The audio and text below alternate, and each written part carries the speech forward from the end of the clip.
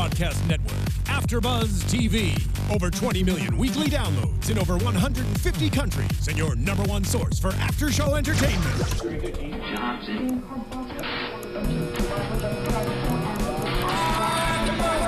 AFTERBUZZ TV, the destination for TV superfans. Producing after-shows for over 300 of your favorite TV shows. Interviewing celebrities and showrunners. And bringing you behind-the-scenes exclusives. All thanks to E! Entertainment's Maria Menounos, producer Kevin Undergaro, and internet leader Akamai. Now, let the buzz begin! Hello, AfterBuzzers! How exciting! Welcome to the first after show for Shadowhunters here at AFTERBUZZ TV. Shadowhunters is on Freeform, the former ABC family. We are going to be covering Season 1, Episode 1, entitled The Mortal Cup. Again, your host, Sam Davidson. I have an awesome panel here with me today. Would you guys like to introduce yourselves and let us know where we can find you on Twitter? Absolutely. I'm Erin Lane. You can find me on Twitter at LoveErinLane and on Instagram at AlwaysEatYourCake. I'm Becca Brown, and you can find me on Twitter and Instagram at Becca Brown Talks TV. And guys, please don't forget to follow us on, all social media platforms and go on YouTube, iTunes, SoundCloud, rate, review, subscribe. We love hearing your feedback, especially for new shows like these. And we really appreciate all the feedback we've heard so far, how excited you guys are, and we just started now, so thank you so much. We have Becca on the live chat. She will be on the live chat for the season, so if you're here and you're watching, we're listening. Yes. Talk to us. Very exciting. So before we start breaking down this crazy episode, my notes are pages long. I would like to go around the panel and hear what you guys thought of the first episode and if you have read the books. I didn't know what to think going into this. I kind of had high expectations because I'm almost done with the first book. I'm trying to take it kind of piece by piece so that I'm not way ahead of everything. But I'm going to say the first scene in the show was my favorite part of the whole show. And then from there, I was kind of highs and lows for me. I'm kind of all over the map with this one. I overall enjoyed it a lot. I tend to like most shows on the network Freeform, formerly ABC Family, just because they apply for to the younger audience, I guess. Yeah, absolutely. And yeah, it's great.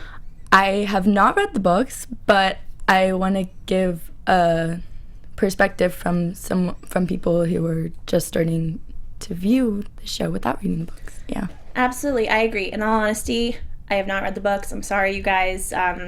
It is on top of my bucket list right next to going to the dentist, which, trust me, is really important for me right now.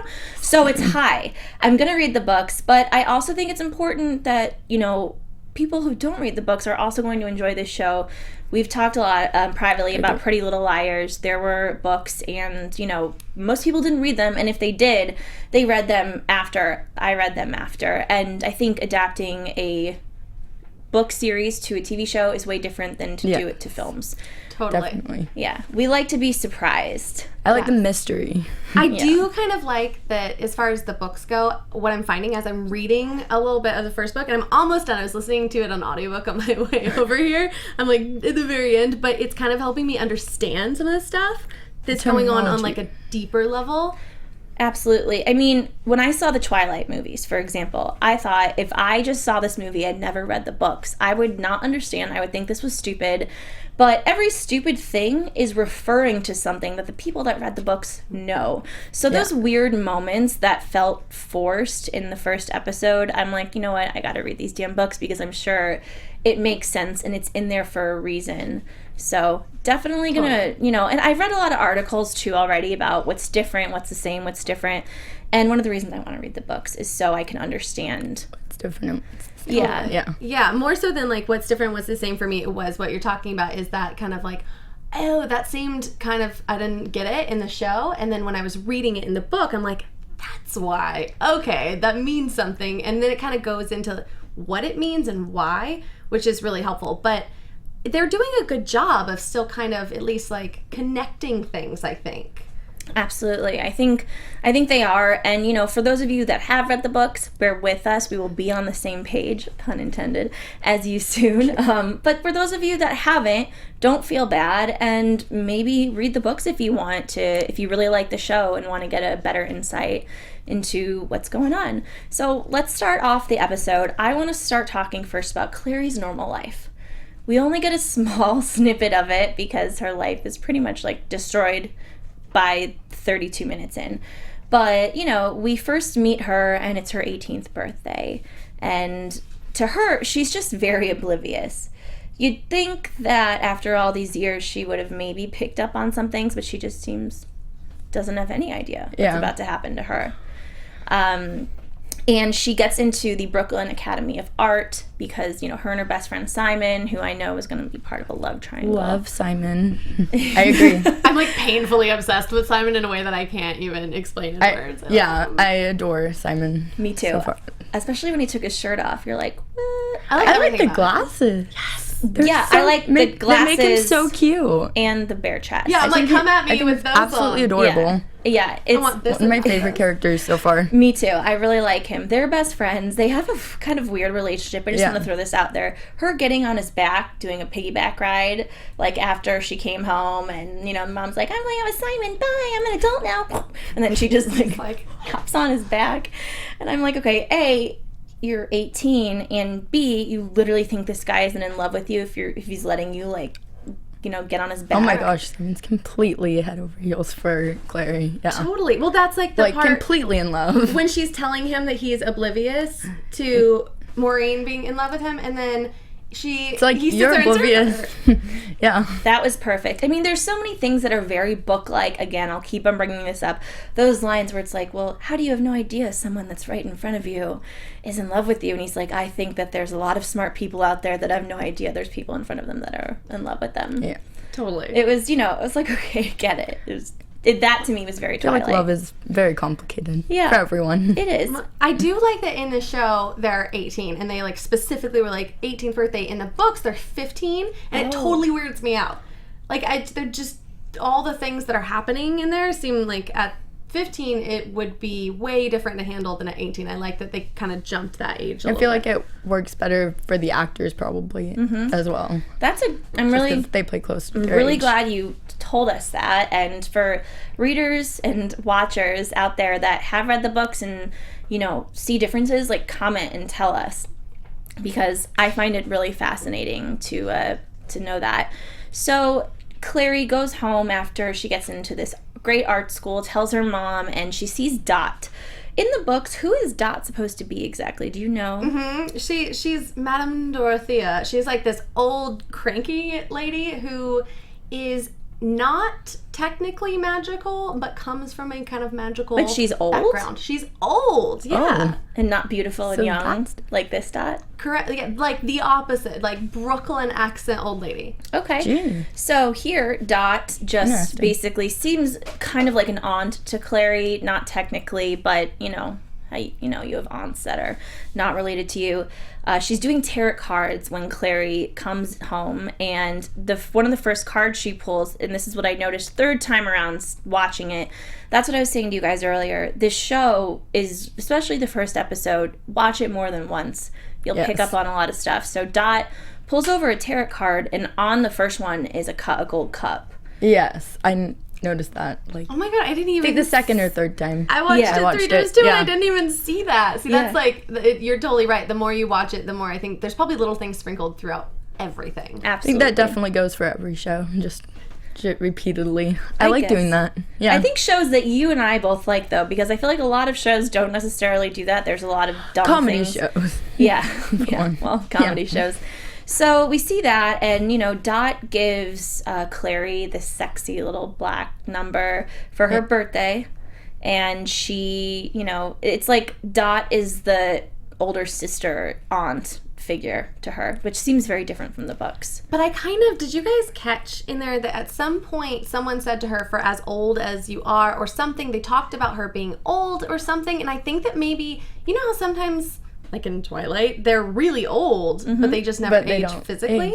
So I'm curious about that. I'm curious if it's something to do with her being magical and she is old on the inside? Well, I think she is magical because she was able to make that potion, or did she get that potion from magical. Magnus? Yeah, she's magical, but with that being said, we'll get into this a little bit later. She is not going to be around for long. But when she gives Clary her gift, it almost seems like she's saying goodbye. And that was pretty sketchy to me. Foreshadowing. I love you. A foreshadowing. It was really weird. And then, we meet Jocelyn, Clary's mother, who is acting really very weird. Gives her a birthday gift, an heirloom, which is a knife. It's like, oh, thank you for this knife on my 18th birthday that has this crest in it that Clary has been drawing nonstop. Yeah, everyone around Clary is acting weird, and Clary's just like, oh, okay, so nothing changed. She's very nonchalant about all of these She's very things. cool with everyone acting weird around her. Well, see, what I think it is I think that she is 100% convinced she's going insane. Yeah. She's just, Well, I would be. I definitely would. Yeah, and I wouldn't want to tell everybody, what was going on in here, because I'd be sent to a mental institution. Yeah, like my biscotti. My biscotti disappeared. Yeah, I'd be like, okay, I'm just going to let this one go, because, if I keep on saying this stuff to Simon, he is going to send me somewhere and call my mom, and it's going to be a bad situation. So after we meet Jocelyn, we see this flashback that happened 10 years ago when Clary was 8, which is she's sitting by a pond playing, and then some demon comes out of it and tries to attack her, and her mom kills the demon and then brings her to, was it Magnus? Is that his name? Yeah, Magnus. I love him. Yes, I love him too. Really, I love him. Yes. I definitely jumped 10 feet in the air when that scene occurred. Yeah, I'm a big Glee fan anyway, so I'm glad to see this side of a darker side. The actor. Yeah, so and more lines. Yes, please. Yeah, exactly. For 2 seasons of Glee, he's danced. And it was great. I loved watching him dance, but this is really cool to see him kind of have more depth. And Get he's a chance good. to prove himself as an actor. He's really good. So back in this flashback, we see Jocelyn take her daughter Clary to Magnus, and he is a warlock, and she says, you're the only one who could do this. He takes her memories away, and even before it happens, the child version of Clary says, I don't want to do this. And even Magnus said that this isn't helping her, this is just kind of prolonging things. And but that's we get.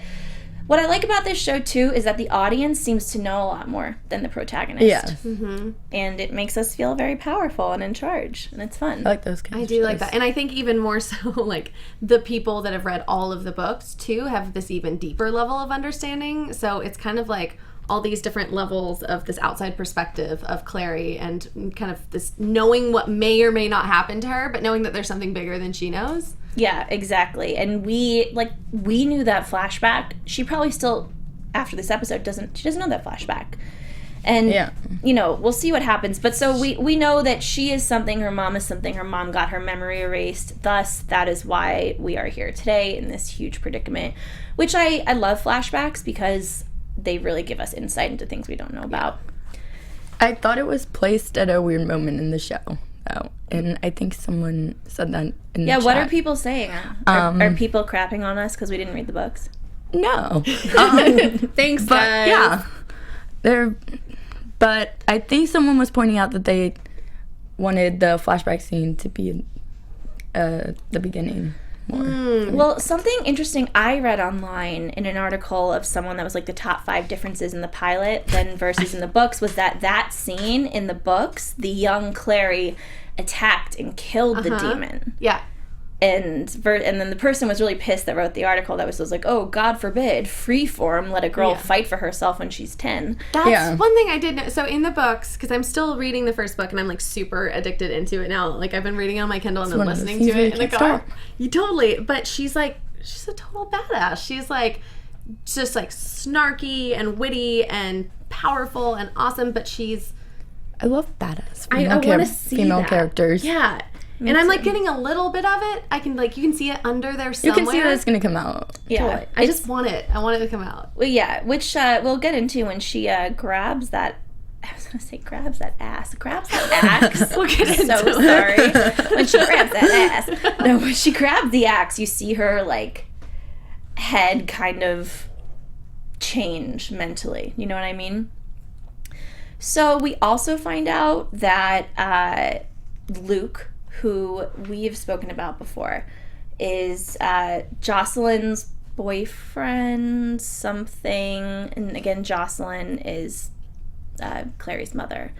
You know a little bit about Luke from the books. What do you know? I know a little bit about Luke. They don't tell you a ton about Luke. He's kind of mysterious.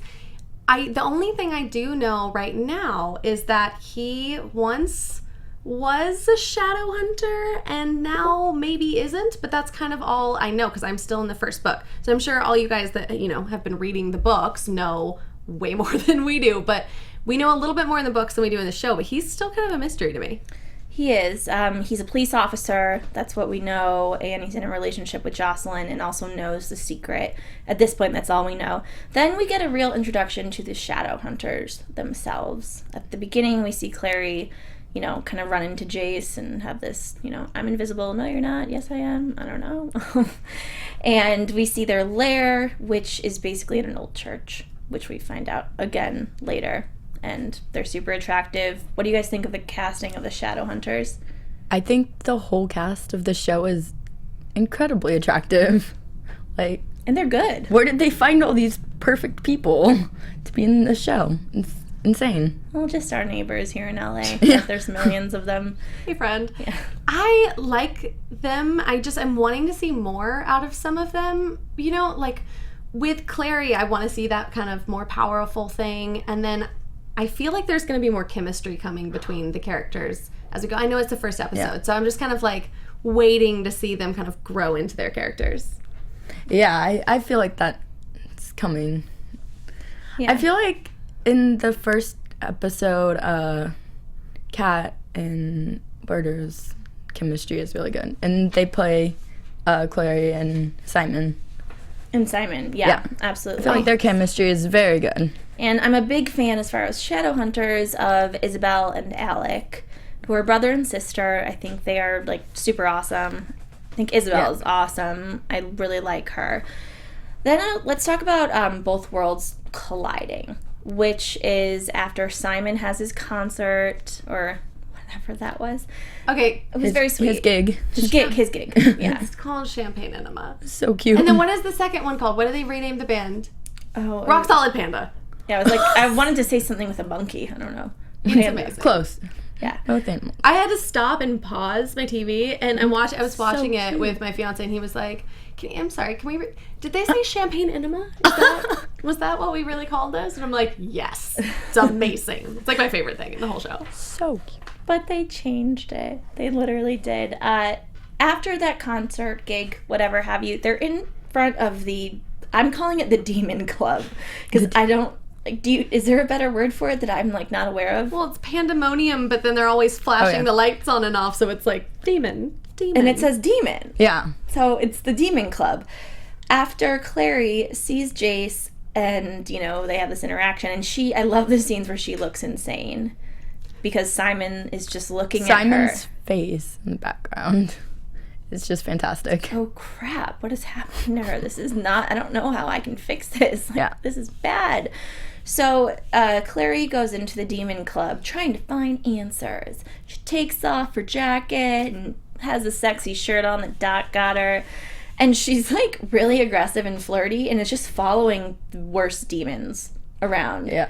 She grabs onto that one demon's arm and says something about his eyes. Nice contact. Oh, yeah. Yes, nice Yes. contacts, but they're not. He's a demon. And she ends up in the back room where stuff is going down. It surprised me how normal she continues to act, honestly. I'd be like, okay, get me out of here. Yeah. Right, she just goes to handle it. Yeah, she just Like, kind of takes everything in the world on without fear. And at this point, I see it as her trying to, like, save her sanity. Yeah. She's trying to prove she's not insane. Yeah. Not crazy. And she sees Jace attack a demon with a sword, and she pulls the demon, who looks like a woman, to try to save her. And then, of course, the demon woman attacks her, and Chase kills that demon. They're all killing demons left and right. Somehow, Clary gets a hold of a sword and accidentally kills a demon, and she's super freaked out. Yeah, finally she's freaked out by something. But I totally agree with you that I think she's trying to convince herself that she's not crazy. But, I mean, when you're seeing tentacles come out of something's mouth, how do you not think you're crazy? Yeah. How do you act? Yeah. Yeah, and what I also loved about the club scene was that when she walked out, she saw Magnus, and he saw her, and both of them kind of... Those memories are going to come back that he took away, basically, is what I'm seeing. And he's going to be a big part of it, obviously. But I love, like, he was so great. She's going to get mad. Harry Chum? Yeah. He is, I think, one of my... he and Simon, as of right now, are my favorite characters. Simon is definitely my favorite character as of right now. Yeah. I love Simon, too. Okay, so after the concert and she goes to the club, she runs home to talk to her mom because, you know, she needs to. And when she gets there and starts telling her mom what happened, she's like, I think I killed a guy. Was I drugged? I think I was drugged. Her mom tells her that she wasn't, and, you know, everything she knows is not right, and there's an explanation for everything. And that's what she wouldn't listen to at the beginning. I can't figure out if that would be reassuring or make you feel worse. Like, does she want her mom to be like, yeah, you were probably drugged, sorry. Or was she wanting someone to confirm that all this is real? I think she just needed someone to comfort her. And the mom freaks out, and, you know, then Dot comes running up saying that they know you're here, they found you, which is the circle group, right? Is that what it's circle Yes, group? circle. Yeah. And next thing we know, Dot has this potion that she gives Jocelyn and says, don't, you know, just in case. And Jocelyn puts a necklace around Clary's neck and tells her that she needs to find Luke for help and that she loves her. And then Dot opens a portal and Clary goes through it and ends up in the police station. It was an intense scene. I really liked it. I really liked it too. The only thing that killed it for me was I wanted the portal to not be as sparkly and purple. I don't know why. It like totally took me out of the scene. But other than I really liked all the lead up to that.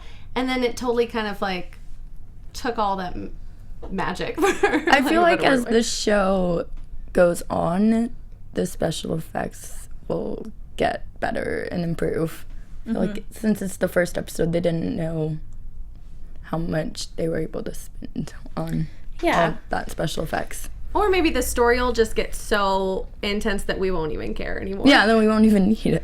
Yeah, and I mean, we, us hosts, talked about this off camera, that if you like Buffy or Charmed or any of those shows, I mean, there were some ridiculous things that you had to watch. And yeah, it was laughable, but it's a fantasy show. Yeah. You either like it or you don't, and if you don't, that's fine. Totally. But this just isn't your show. And I think, too, the books, this is what I'm finding, they're kind of campy on purpose. They're, like, tongue-in-cheek and funny, and they'll kind of, like, hit you over the head with certain things on purpose. So I like, in a certain way, that they're taking that into the show to kind of have those little, like, snarky, funny elements or a little over-the-top and campy, but on purpose. Mm-hmm.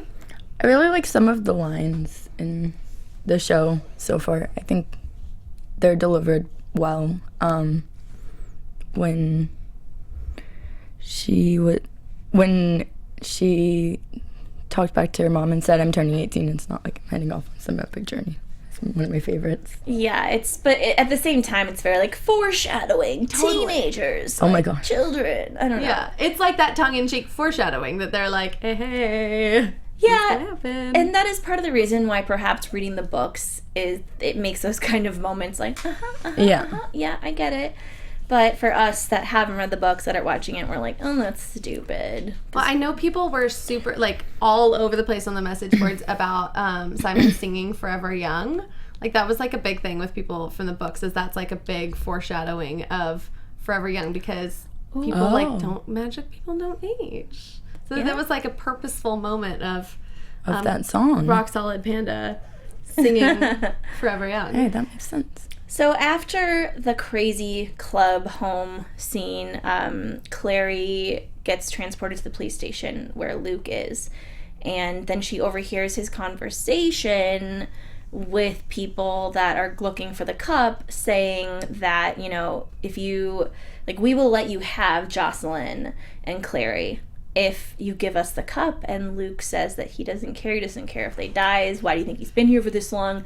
He's been working to get the cup, and he needs it for his people, not for Valentine, who is a character we will get into in a little bit, who's the big bad, it seems, of the show. But he was the only person that she had left that she knew of, that she could trust, and so she bolts. But I think that Luke was just trying to protect and lie. Yeah. I hope. I think so too, and still the books. I'm at the point that I'm like, you're kind of a mystery. But it felt like that. Didn't like it? It felt like they were making a point to be like, he is probably... He's going to protect her. He's going to make sure everything ends up well in the end. Yeah, and I'm like totally goes smoothly in the end. I'm rooting for that. Yeah, I feel for some reason like this emotional thing that like I want him to still be good and be her protector. Yeah. I think that we all do. I also think that let's just say that we know that Luke is the good guy and he is just trying to protect them. That's what the good guy would do. The good guy would lie. The smart good guy would lie and pretend like he didn't want anything to do with them to kind of draw less attention to Clary and Jocelyn. So, I don't know. I think we're right. I think he's the good guy. I think that he's putting on the front to get the danger away. Yeah. With that being said, he also did seem to have some qualms with Jocelyn in one of the beginning scenes when he was on the police force with his partner, and, you know, his partner was like, you need to marry her, and he's like, I don't really want to, or whatever he said. They had issues. He said Jocelyn and I were different, and in like a very like brooding way. Standoffish kind of way. Yeah. Defensive. So we don't know what is really going on with him at all, but I know that we're going to continue to see Luke for a long time coming. Definitely. Sadly, we get to see that Dot gets killed by the Circle members. Am I saying it wrong? Members? What am I supposed to say? They're just called the Circle. Okay, like the in an Circle. ominous the Circle. Okay. She gets killed by the Circle, and literally, for a second I thought when she was thrown off that she was somehow vampire-y or magical and would like put her bones back together and like jump up. But she was like dead as a doorknob. So that's really mean. It was really sad. I liked her character the second I saw her. I'm curious about this though, because I know that the show isn't going to follow the books directly. In the book, she's not dead, but she might be in the show, and so I'm really curious to find out what happens with her. She's actually dead. She looks like her limbs were at bizarre angles. Like, she did not look like she was coming back from that. Yeah, and I did see on IMDb she's only supposed to be in 2 episodes this season, so perhaps we'll see a flashback or another shapeshifter take form of her. I don't know. I'm not sure. And at that same time, Jocelyn gets taken by the Circle, and she takes this potion and says, you're never going to get the Mortal Cup, and that she cares about human life. So does that mean that Jocelyn does know where the Mortal Cup is? Is she hiding it? Yeah, I think she's hiding it. She knows. She's hiding it, definitely. She knows more than she's telling. Mm-hmm. And then we see Jocelyn and Valentine at how do you say it? Chernobyl. I knew that. I love Chernobyl. Me loving Chernobyl is bizarre because it's like a nuclear testing site in Russia. Mm-hmm. Have you seen? There's like a horror movie about it. I did. I have seen it. It's really funny. Sometimes I have trouble saying certain words, and this is like one of the 10 that I'm like, nope. Chernobyl. Chernobyl. I don't think that Russian words are supposed to be easy to say. No. Yeah. So we meet Valentine, who is like the head of this Circle gang. I'm just gonna call him the Circle gang, and creepy. Mm-hmm, he is super creepy. Yeah, he reminds me of Voldemort a little bit. But guys, he has a heart. I think he loves Jocelyn. Loved. I think every bad guy secretly has a heart. Yeah. But I do too. However, his like care for Jocelyn was put out there the second we met his character. Totally. And I know some things from the book world, but I'm not going to bring them up yet because I think that they're going to start developing his story more. Are we going to like him more or less? Less. Neither one of those things. Like, you're not going to like him more or less. He stays kind of the same as far as you're feeling about him, but you find out more about his story with Jocelyn. And you'll also find out more about his story in the second episode, closer to the end.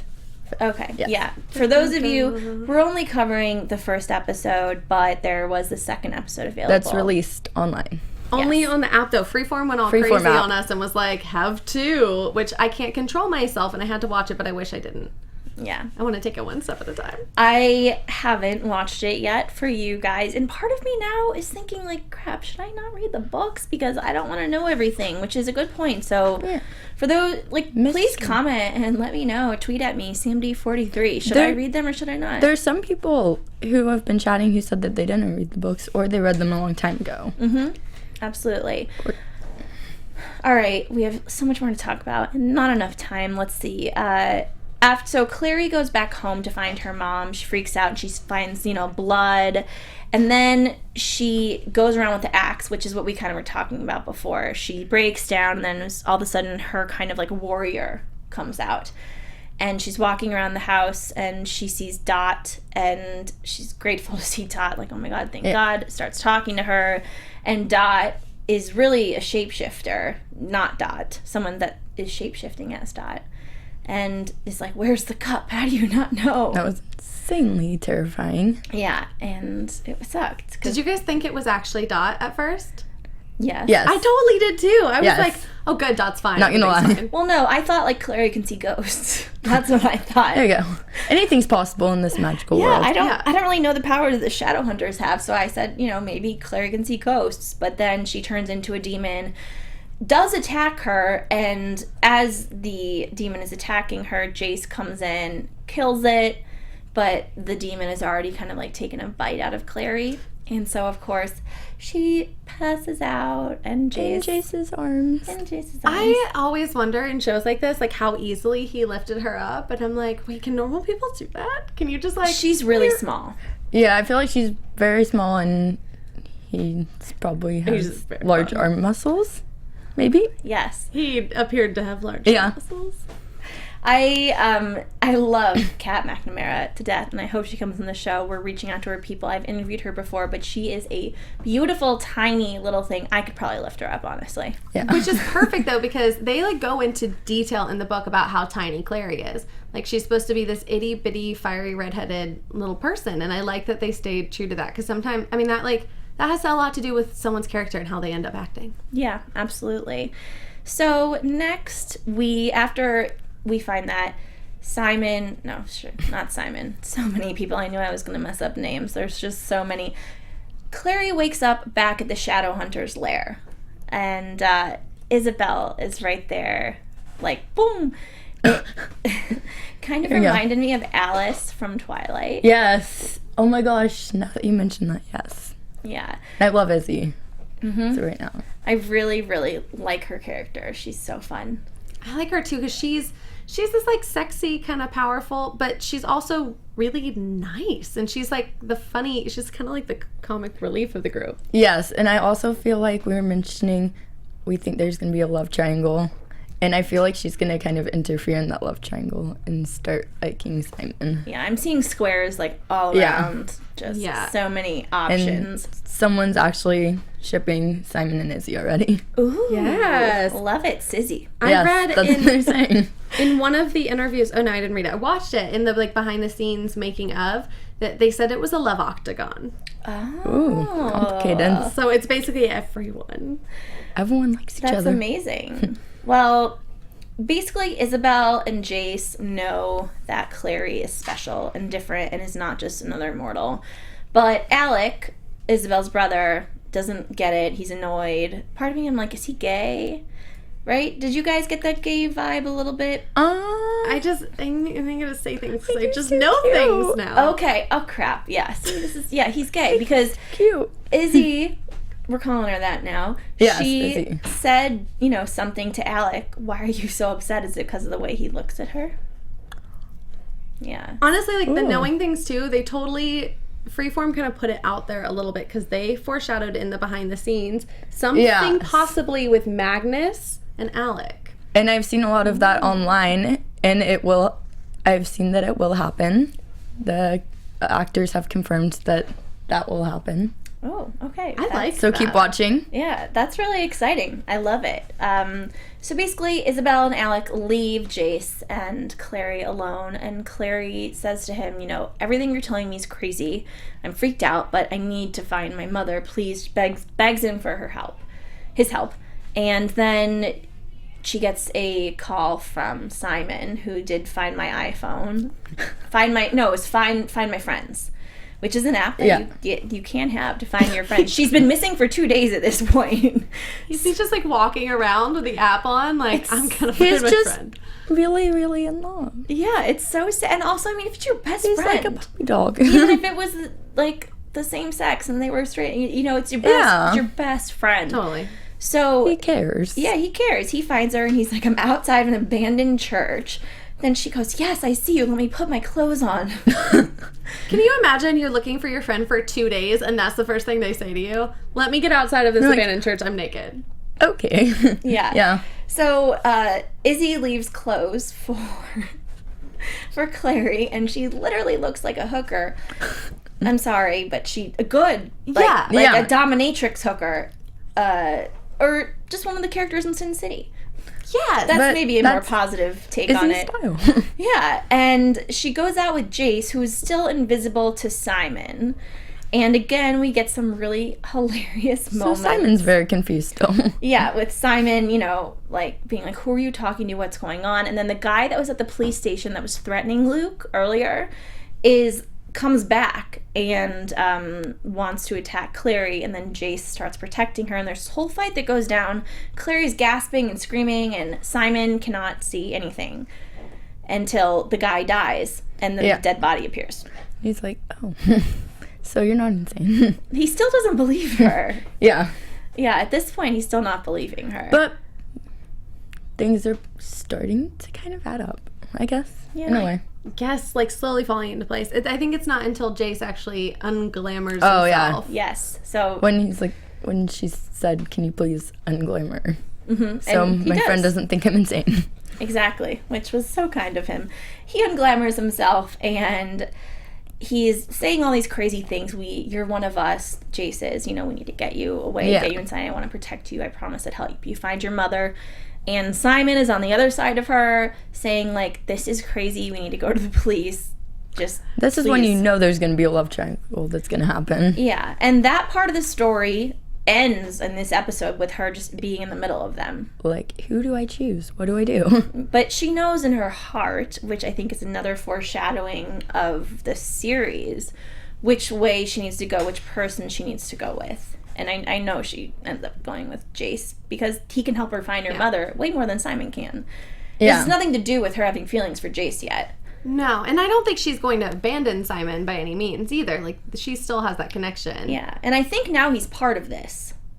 By accident. Or Simon. Oh, definitely. He's gotten Yeah. all tangled up in this, and people are really, on this chat, really shipping him with Izzy again. Yeah. Well, I can't wait to see them meet. The episode ends with Valentine and Jocelyn. Jocelyn is still unconscious. Oh, and the part I forgot to mention too is when Clary woke up in the Shadowhunters lair when she was dreaming, she was connecting to her mom, and it might be with the necklace. Yes. Yes. They didn't really explain how the necklace works, but Jocelyn did say, think of me when you wear it. And then that whole thing happened. Yeah, and she could see where her mother was. She didn't know where exactly she was, but she could see her mom and what was going on with her. So, in the end, we see her mom the exact way that we've seen her before, that Clary saw her, and Valentine. And again, Valentine seems to have a past and love for Jocelyn. And he also killed someone before when they talked crap on her. Oh, yeah. Yeah, he definitely, I think you're right. He's still got that soft Definitely. spot. Yeah, and Yeah. so one of the circle guys Circle Elite. They come back to Valentine and say they couldn't find the cup. And he freaks out, and then they said, but there's a daughter. She has a daughter that looks just like her. And in, Valentine's mind, all these things are going on. All these things are going on in our minds. OMG. Is he her father? I think that we're we and Valentine are on the same page in that point, because that's what I thought too, and I'm sure that's what he is going through his head. What's going through his head at this moment in time, So he says he needs to meet this daughter, and the episode ends. What? Which gets us into a lot of predictions. And now, your AFTERBUZZ TV predictions. All right, why don't you guys go first? You go first, because I feel like I have too much book stuff going on. Well, after seeing the second episode, I don't want to say too much, but I don't think it's a good idea to have Becca do predictions if she's seen the second episode. Okay, well, I think it'll just be me then. Keep it zipped in. I'm going to say my one prediction, I'm just going to go way away from anything super important, and say that one of the more important relationships is going to be Magnus and Alec. I think that's going to be something important is going to come from that. Yeah, I agree. I think that Magnus for sure is going to be a big part of the story, but I also can't wait to see him tied into Jocelyn and how he helped save her, or how they were really even friends in the past, how long. I want to know how long Shadowhunters live for. I mostly have a lot of questions, but obviously, Clary is going to have something with Jace, love triangle with Simon. There's a lot of, I think, love triangles that are going to happen. Yeah. I want to see I'm curious how the octagon, octagon, comes into flourish. Yeah. Because for me, when I first met Isabel, I thought she reminds me of Rose from Twilight, who had a thing for Edward. Yeah, but it seems as though she's nicer than Rose. Oh, definitely. Actually wants to help Clary. But she's a very strong character. Yeah. At least that's what you get from her in the first episode. When I liked when she said it's more fun to break the rules than to follow them. Mm-hmm. And she's just really beautiful and oh, she's gorgeous. Yeah. Sexual and just dancing. I love it. Yeah. Yes. I love it. I love watching her. I'm a huge fan. Let's see. Besides that, I think that Jocelyn we're going to find out that she has a really bad, dark, messed up past. Totally agree. I'm with you on that prediction for sure. I think that there's a lot more to Jocelyn than we've seen so far. Yeah, and whether Clary's father is Valentine or somebody else, he's still alive. And that is going to be found out. Play a big part in the show. Did we have any genius comments or nice shout outs for contributing? On the live chat, of course. So someone said that the necklace thing wasn't in the books, which I was wondering if I just hadn't gotten to that part yet. But I think then someone responded, necklace is a new thing. So I wonder if they're going to do, by choosing to include something like that it's going to play some kind of a big pivotal role. Because that's this new twist that Freeform's throwing in to throw all of the book fans on a new league. Yeah, they're trying to give the book fans more mystery. Yeah, and that's what I like about... I like having mystery in these shows. Me too. I don't like knowing what's going to happen. And again, not to bring up Pretty Little Liars that much, even though it precedes this show... everyone I'm sure watches this show. But the books there didn't they're not the same at all. And most people were glad they weren't, because who wants to watch a TV show where they already know what's going to happen? For a movie, for whatever reason, that's okay. People want to know and see what they read. Definitely. Well, I guess you're wrapping a movie up in one sitting, so you can have some mystery and then it all wraps together. But in the show, you're not going to tune in every week if you know exactly what's going to happen. Yeah, absolutely. So please, guys, let us know what you think. Let's start the hashtag ABTV Shadowhunters. When you tweet at us or anything on social media, use that hashtag, and we just want to keep the conversation going. All right, guys, where can we find y'all on social media? Becca B Talks TV on Instagram and Twitter. You can find me on Instagram at Always Eat Your Cake and Twitter at Love Erin Lane. And you guys can find me, Sam Davidson, at SamD43 on Twitter and Instagram, SamDavidsonEntertainment.com, and SamDavidson25 on Snapchat when I'm feeling frisky, which you just might want to see. And of course, AfterBuzz TV at AfterBuzz TV on social media platforms. We are so excited about the show. Thank you for tuning in. We will see you guys next week. From executive producers Maria Menounos, Kevin Undergaro, Phil Svitek, and the entire AfterBuzz TV staff, we would like to thank you for listening to the AfterBuzz TV network. To watch or listen to other after shows and post comments or questions, be sure to visit AfterBuzzTV.com. I'm Sir Richard Wentworth, and this has been a presentation of AfterBuzz TV. Buzz you later. The views expressed herein are those of the hosts only and do not necessarily reflect the views of AfterBuzz TV or its owners or principals.